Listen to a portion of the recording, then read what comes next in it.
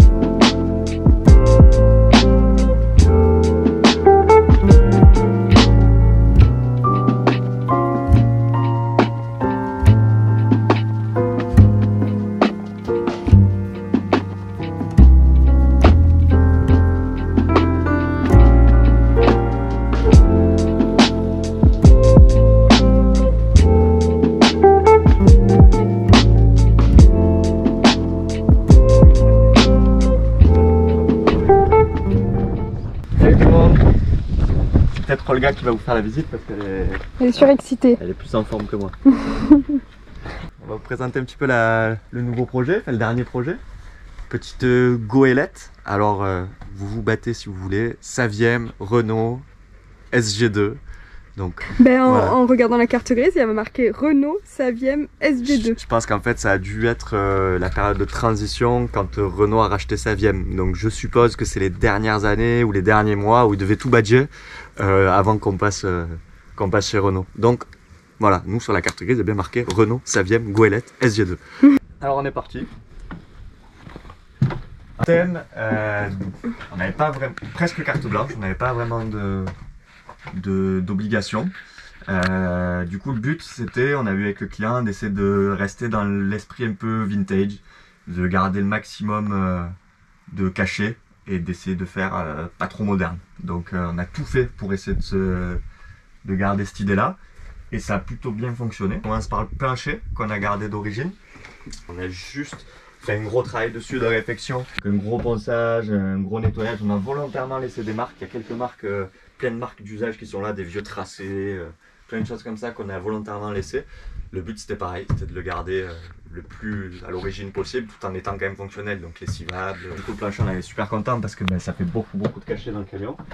On avait entre temps, vous l'avez vu sur une petite vidéo, refait la contre-marche à l'entrée avec un bout de pain justement avec la même patine pour faire un raccord. Pour rester dans le thème, on a essayé de miser le détail sur pas mal de petites choses. Bon, on va un peu parler de tout d'un coup parce qu'il y a de la place et on voit tout en même temps. Bon, on va essayer de démarrer par les petits points, on va rester sur les petits points vintage. On a conservé des tôles d'origine, donc ça c'est la tôle, c'est le même profil que la tôle extérieure. Il est très difficile, voire introuvable, ce petit profil. Il y avait des bouts un peu aux 4 angles, donc pas sur toute la hauteur. C'était vraiment un petit bout par-ci, un petit bout par-là, dans les 4 coins.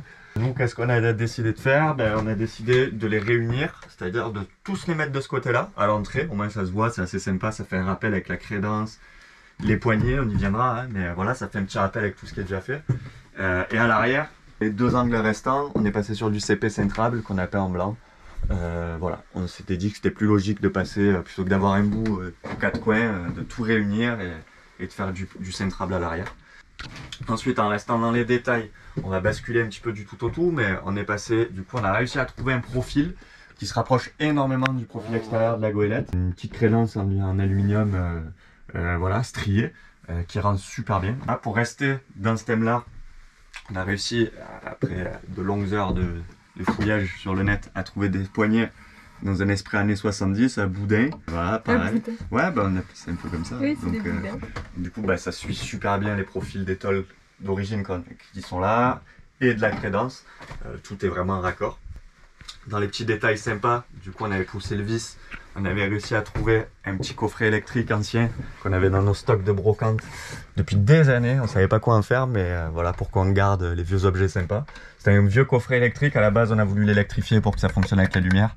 Bon, c'était un peu compliqué à mettre en place. On l'a transformé en boîte à clés. Donc, pas bien compliqué. On vous a fait une petite vidéo d'ailleurs qu'on vous présentera pour les petits bricoleurs qui veulent s'amuser. Rien de compliqué, mais voilà, un aimant, une petite boîte à clés. Ça permet de ranger les 2 télécommandes pour les bandeaux LED. Et ça s'ouvre pas en roulant. Voilà. Parfait. C'est cool. Pareil, on a récupéré une poignée qui était par ici. Je ne sais plus trop où exactement elle était, je crois qu'elle était là. Elle aide pas mal pour monter parce que c'est vachement haut la garde, enfin la goélette. Là, on avait fait tout ce qui était plaquage et on s'était dit que ça faisait vachement vide. Il manquait quelque chose pour ce passage entre la cabine et l'arrière qui est vachement important en plus. Donc il manquait un truc. Donc on a décidé de faire ce petit cadre assez sympa, qu'on a pareil, peint en bleu. Alors on a fait faire sur mesure le bleu pour que ce soit exactement le même bleu que la goélette à l'extérieur. Et ensuite on est venu poncer et faire une patine par-dessus.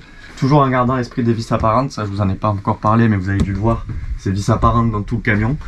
Pareil, on a trouvé que ça donnait un style assez sympa et c'est vrai qu'en finition, ça casse un peu le côté nu du mur blanc. Même si on peut toujours y mettre de la déco. Mais c'était sympa, ça marchait bien aussi avec l'esprit un peu vintage. Val nous a fait des super rideaux avec, pour rappel, des petits bandeaux de cuir, enfin de cimier qui sont de la même couleur que la cabine et que évidemment les assises, toutes les assises qu'on a fait à l'arrière. Donc ce qui est cool, c'est qu'on peut le voir, on est quand même très proche du cognac qui avait été refait dans la goélette. Ensuite, petit coin salon, enfin je dis petit mais gros coin salon, c'est le plus gros qu'on ait fait pour l'instant dans un camion. On se retrouve avec une table de mémoire, on est sur du 100 par 70 ou 100 par 75, c'est plutôt costaud. Qu'on a fait, le but c'était, voilà, on avait une petite contrainte, c'était que ce carré là, on voit qu'au sol il y a un carré découpé, c'est une trappe d'accès direct à la boîte de vitesse. Le but c'est de pouvoir avoir un accès permanent. On voulait quand même avec le client qu'on ait la possibilité de s'installer sur cette table-là, donc le coin salon, à 4. Idéalement à 4, même s'il faut rajouter un petit fauteuil ici, il y a largement la place. Ce qu'on a fait, c'est qu'on a trouvé l'idée de faire un tout petit bout de peigne, alors c'est vraiment 2 petits peignes, qui nous permettrait du coup de s'asseoir à 2 ici quand le peigne est ouvert, et une fois replié, qui nous laisse cet accès à la boîte de vitesse si jamais il y a besoin d'y accéder. Là, la trappe, il y a juste une vis. On dévisse, la trappe s'enlève, on a accès à la boîte directe, le peigne il gêne pas, il n'y a rien à démonter. Ces 2 peignes-là, évidemment, sont des coffres. Dans une partie des coffres arrière, tout ce qui est compartiment électrique, donc la petite batterie, tout le coin électricité. Un petit rangement devant, idem là-dessous, 2 petits caissons de rangement. Un par-dessus, un sur le côté du peigne. Et ce super système de table, c'est la première fois qu'on essaie ce pied-là, mais on en est très content. Il nous permet de mettre un énorme plateau parce qu'il a une très grosse assise au niveau du... Quand on pose le plateau, en fait, on a un super plat voilà, qui nous permet de pas trop balancer. Ça évite un peu les problèmes qu'on a de stabilité avec très souvent les 3/4 des pieds camping-car. Donc celle-ci, la particularité, c'est qu'elle est réglable. Donc on la débloque, on la baisse. Je pense que vous avez commencé à comprendre. Le but, c'était qu'une fois qu'elle se baisse, celle-ci, on tombe au même niveau que les peignes et on a une petite mousse qu'on vient caser soit à l'arrière dans la soute, soit sur le lit, soit on peut toujours la caser, qui vient nous faire le bout de mousse manquant sur la table et du coup on se retrouve avec un lit, une place de 195 par 75. C'est plutôt cool. Alors c'était pas obligatoire, si on n'y arrivait pas c'était pas très grave, mais c'était un petit plus pour le client de pouvoir accueillir quelqu'un s'il y avait besoin. On a un lit qui est un lit 2 places en fixe, enfin 2 places, 1 place et demie, c'est un lit de 120. Et si on pouvait avoir un petit lit supplémentaire, c'était pas plus mal. Donc voilà, on a trouvé cette option là avec ce pied de table là et ça marche super bien. Je vais déjà vous montrer les peignes en assise que j'ai oublié de vous le montrer. Rien de compliqué. Alors, je vous vois aussi venir. Je sais, c'est le plus petit peigne de France. Mais c'est pas grave, il fait quand même son job. Hop. On a compris que elle vient là. Hop. Voilà. Donc, si on n'est pas trop épais, on passe à 2. Tout une assise un peu large pour être tranquille, pour être à l'aise. Et surtout pour faire le rappel du lit, pour avoir un lit un peu plus large. Ici, même principe.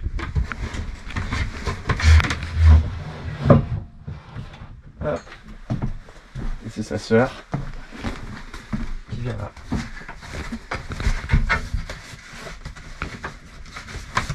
Voilà. Donc là, vous l'aurez compris, pas de problème pour s'asseoir à deux. Après, ça reste un camion, hein, t'es pas dans ton canapé, mais ça passe à deux sans souci. Et en face, deux personnes pas trop épaisses, ça passe aussi. Voilà.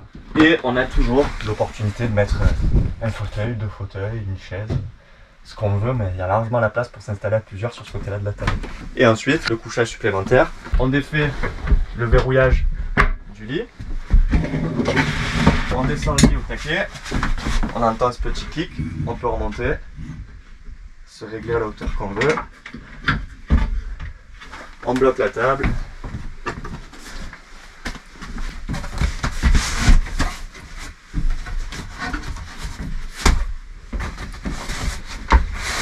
Et on remet les mousses.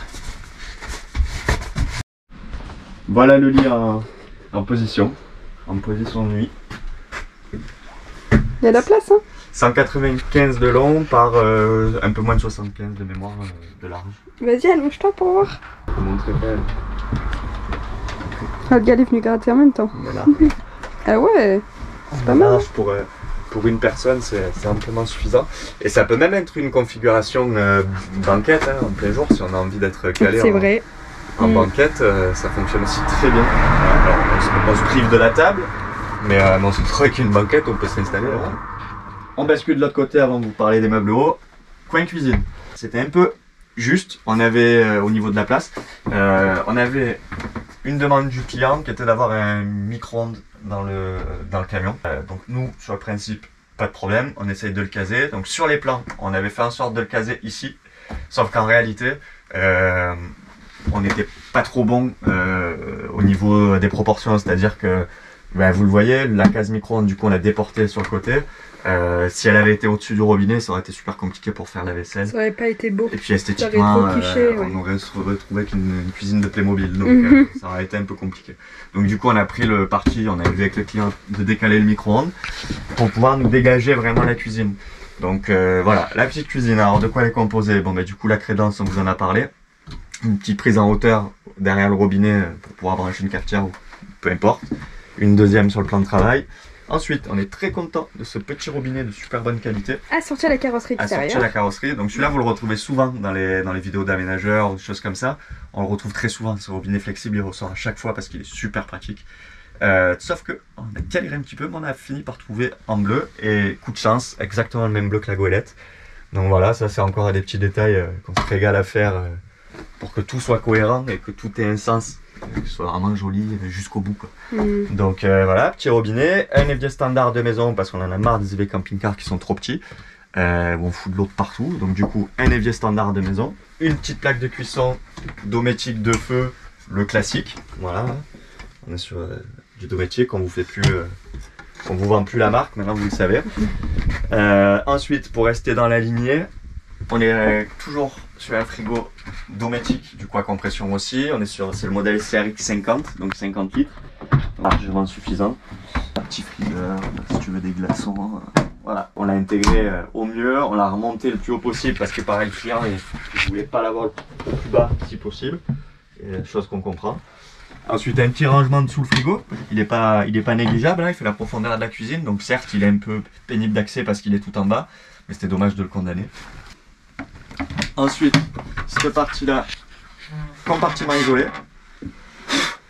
Compartiment isolé gaz, donc ça vous avez l'habitude, maintenant vous commencez à les connaître.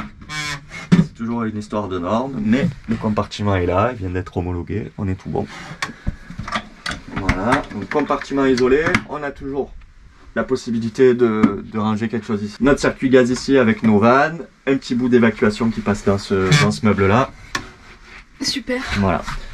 Pour le dernier compartiment de la cuisine, on se retrouve avec notre système d'eau. Donc 30 litres d'eau propre, une pompe immergée, 30 litres d'eau sale pour l'évacuation de l'évier.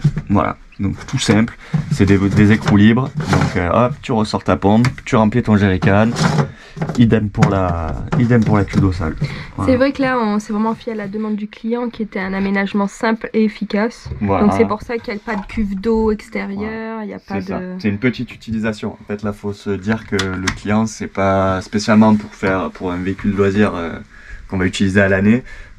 C'est plus un véhicule d'expo, entre guillemets. Pas d'expo, mais c'est une vitrine. Voilà, c'est quelqu'un qui vend de la pièce automobile de véhicules anciens. Et c'est pour faire quelques foires par an. Donc d'où la grande soute fixe où on peut rentrer énormément de caisses de pièces de voitures, tout simplement. Et d'avoir quand même un confort pour pouvoir rester sur place. Donc d'où le fait qu'il n'y ait pas de douche, qu'il n'y ait pas de toilette et qu'on ait une petite capacité d'eau. Mais pour son utilisation, ça suffit amplement. Alors après, évidemment, qu'il va quand même sûrement servir de camping-car quelques fois dans l'année. Mais ça empêcherait, on n'a pas de douche, mais on a quand même tout le reste, quoi. Donc voilà, pour ceux qui vont, je vous vois arriver avec la douche là. Donc, voilà. Oui, il y avait la place de la mettre, en effet, il y avait 50 fois la place de mettre une douche, mais encore une fois, c'est le choix du client. Voilà. Et moi, je trouve ça pas plus mal parce que du coup, on se retrouve avec une place incroyable, quoi. C'est hallucinant. Case à micro-ondes qui est ici. Là, il faut imaginer, ça rentre pile poil, ça va être vraiment pile poil.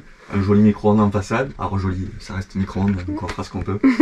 Donc, un micro-ondes en façade avec sa petite prise derrière. C'est solide, c'est fait pour. Ensuite, la partie lit. Donc pareil, choix du client, il voulait pas un lit en 140, il trouvait ça trop costaud. Donc du coup on est parti sur un lit en 120. On a utilisé un sommier déjà fabriqué, de bonne qualité, là, tout en bois, qu'on a remodifié un petit peu pour venir se fixer dans les renforts de la carrosserie et l'intégrer au camion. Donc voilà, ce qui nous permet d'avoir une soute monstrueuse, on vous le montrera à l'arrière. C'était là aussi le point principal de l'aménagement. On a quand même volontairement fait 2 portes pour avoir un accès de l'intérieur du camion à la soute. Voilà, donc là ça vous donne une petite idée de la soute, on vous montrera mieux de l'extérieur.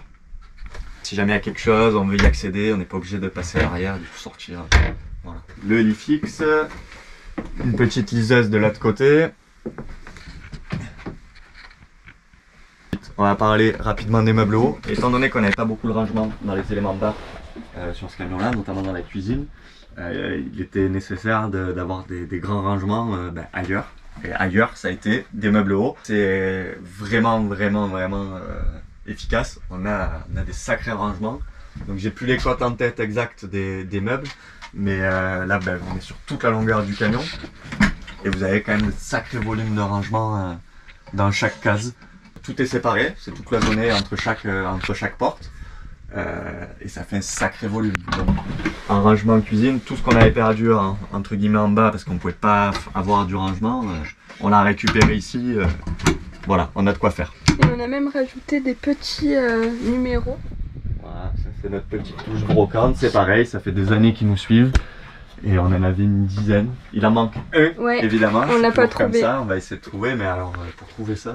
Il en manque un ici. C'est très certainement des petits chiffres qui servaient soit dans des hôtels pour des clés de chambre ou des choses comme ça. On ne sait pas exactement, des clés de casier peut-être aussi, mais c'est pas courant en aluminium comme ça. Donc on va certainement vraiment galérer à trouver la dernière. Donc, on lui enverra par la poste. J'allais dire, si on la trouve dans 2 ans, on y enverra. Parce qu'il en manque vraiment une seule tout au bout, quoi. Et la petite piquant aussi qui est pas mal. Voilà, bon ça évidemment c'est pas pour venir avec, c'est notre décoration. C'était pour les photos. C'est juste pour mettre un peu en valeur, casser ce blanc. Petit lanterneau de 40-40, mais on a changé de modèle, donc plutôt cool. Déjà on n'a plus le problème des stores occultants enroulables qui cassent systématiquement au bout de 2 mois des fois. Donc nous, le top pour nous c'est de l'accordéon. On a enfin trouvé un cadre en 40-40 avec de l'accordéon. Et pareil pour les systèmes d'ouverture qui sont souvent bancals, là rien de mieux que la bonne vieille manivelle à l'ancienne qui fonctionne super bien. Donc moustiquaire fixe, lanterneau cristal, c'est par exemple pour laisser passer la lumière. Ça c'est le Fiamma, je crois F40 Pro, je sais plus trop. Je vous dirai exactement le modèle, mais très sympa, celui-là je vous le recommande beaucoup. Et toujours pareil, ventilation permanente pour l'homologation. Parce que faites pas l'erreur, il y en a beaucoup qui la font de mettre n'importe quel lanterneau et sans aération permanente, et pour l'homologation c'est mort. Après, si par exemple vous voulez mettre un lanterneau sans aération permanente, il faudra prévoir des grilles d'aération haute, voilà, à la place. Voilà. Aération haute dans la mesure du possible. Si on peut pas la mettre à la hauteur voulue, on sera obligé de soit de vous mettre des champignons, un champignon si ça suffit par rapport au volume. Mais voilà, il faudra prévoir, on peut toujours mettre un lanterneau extra plat, par exemple. Mais les lanterneaux extra plats, alors les aménageurs me corrigeront ou m'enverront des liens. C'est quand même pour moi introuvable quasiment. Enfin, en tout cas, j'ai pas trouvé. Un extra plat avec de la ventilation permanente pour l'homologation. C'est plutôt Oui. dur à trouver, voire j'ai jamais trouvé. Donc, ceux qui trouvent, qui me l'envoient, je suis preneur. Voilà. On a volontairement laissé une case ouverte. On avait peur que ça fasse trop mastoc d'un seul morceau. Donc on a laissé une case ouverte pour en mettre de la déco, mettre peu importe. Mais voilà, ça c'est un peu plus esthétique d'ouvrir cette partie-là. Petit rappel de tôle incrusté à la défonceuse qui rappelle la crédence, la tôle extérieure du camion, les poignées, toujours pareil. Voilà pour le gros de l'aménagement. Alors on se retrouve à l'extérieur du coup, du camion, devant le beau Ventoux. Je sais pas si on le voit, mais On le voit un petit peu on le là, voit un peu, ouais. Ça fait en sorte de vous trouver un spot sympa. On a fait un effort. Voilà. La grosse particularité de ce camion, et le gros point fort de ce camion, c'est ça. C'est cette ouverture de dingue. Ça permet pas mal de choses. Donc on sait pas vraiment pourquoi, encore une fois. À l'origine on sait pas si c'était vraiment une bétaillère qui a été transformée, si c'était un camion magasin. À mon sens c'était plus un camion magasin parce qu'on a des inserts dans tout le camion au sol qui permettaient de faire du rayonnage sur le côté. Donc j'ai plus en tête que c'était un camion magasin. Bon, on le saura peut-être jamais. Et du coup c'est génial, ça nous permet beaucoup de choses. Déjà la zone de chargement, ça c'est ultra solide, hein. Le chassoir c'est repris dans l'armature du camion. Donc ça permet de charger, décharger les caisses, s'asseoir, c'est super sympa. Idem pour lui, il a plusieurs réglages de hauteur. Et on se retrouve du coup avec la fameuse grande soute, qui est vraiment grande. Ça laisse de quoi envoyer des caisses et des caisses et des caisses de matériel. Tout en ayant quand même un lit suffisamment renforcé, d'où aussi la planche intermédiaire qui nous permet d'avoir un bon rappel au niveau des renforts. Et voilà, cette grande soute plutôt fonctionnelle, avec sa petite fenêtre évidemment qui tombe au niveau du lit. Donc le matelas empiète un peu, sans vous le savez, hein, la fenêtre était existante. Mais ça nous laisse quand même 3/4 de la fenêtre pour avoir la vue sur l'extérieur en étant dans le lit.